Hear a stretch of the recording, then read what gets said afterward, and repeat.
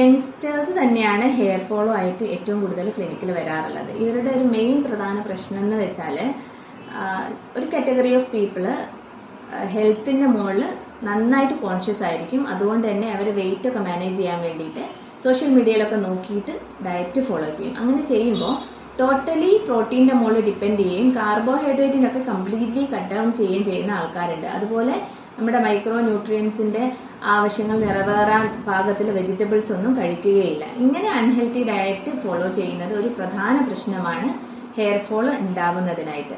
അതുപോലെ തന്നെ മറ്റൊരു കാറ്റഗറി ഓഫ് പീപ്പിൾ എന്ന് പറഞ്ഞിട്ടുണ്ടെങ്കിൽ സെലക്റ്റീവ് ഇൻ ഫുഡായിരിക്കും. എനിക്ക് തക്കാളി ഇഷ്ടമല്ല, എനിക്ക് വെണ്ടയ്ക്ക ഇഷ്ടമല്ല, ഞാൻ ബീൻസ് കഴിക്കൂല, എനിക്ക് ചെറുപയർ പറ്റൂല, ഞാൻ മുട്ട കഴിക്കൂല, ഞാൻ മീൻ കഴിക്കൂല. അങ്ങനെ എനിക്ക് വേണ്ട സാധനം മാത്രം, എൻ്റെ നാവിൻ്റെ രുചിക്ക് അനുസരിച്ചുള്ള സാധനം മാത്രം കഴിക്കുന്ന ആൾക്കാരുണ്ടാവും. അങ്ങനെ ആവുമ്പോഴും നമുക്ക് ശരീരത്തിന് ആവശ്യമുള്ള ന്യൂട്രീഷൻ ശരീരത്തിന് കിട്ടിക്കൊള്ളണമെന്നില്ല. അതുകൊണ്ടും ഹെയർ ഫോൾ ഉണ്ടാവാം. ഇതും ഒരു കാറ്റഗറിയാണ്. പിന്നെ ഒരു എസ്പെഷ്യലി യങ്സ്റ്റേഴ്സിൽ ഗേൾസിൻ്റെ കേസ് പറയുകയാണെങ്കിൽ ഒരു പീരീഡ്സ് ഇറഗുലാരിറ്റി, PCOD, അതുപോലെ മൂഡ് സ്വിങ്സ്, ഹോർമോണൽ ഇംബാലൻസ് വരുന്ന കുറച്ച് കണ്ടീഷൻസ് ഉണ്ട്. തൈറോയിഡിൻ്റെ ഹോർമോണിൻ്റെ പ്രശ്നങ്ങൾ കൊണ്ടാവാം.